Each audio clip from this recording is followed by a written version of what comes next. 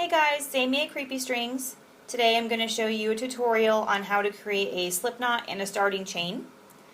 So first today we're going to use a 5mm hook because it's a big enough size to where you can see the dimension in the stitches once we create the chain.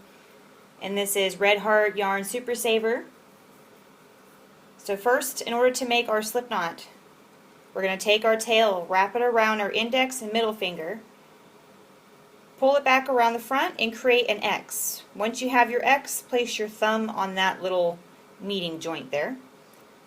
So now we take the back loop, flip it over the front, wrap your tail under the loop to create a no symbol.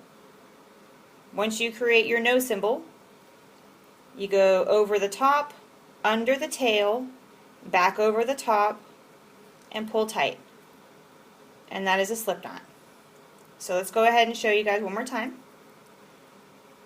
Wrap it around, make your X, hold it tight, pull the back loop, make your no sign, over, under, and pull tight. Now that we have our slip knot, you can make your chains. Now chaining is used mostly for blankets and scarves and basically any sort of flat piece that you might want to make.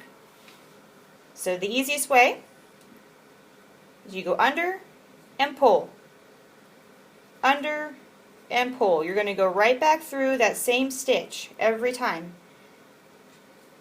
So you see how we've got this loop here? When we create another chain, we're going through that loop that we're already working in.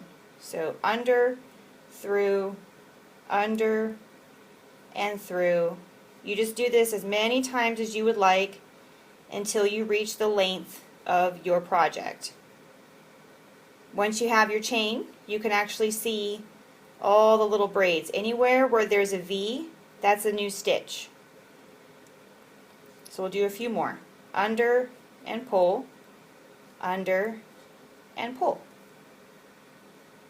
It's really important to keep your tension about the same as you're working. That way you don't have any big gaps throughout. So for example, if I were to do this, you can see the size difference of this chain in comparison to the rest. It's going to be really loose.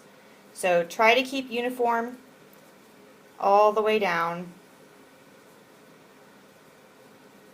There you go. Thank you very much for watching.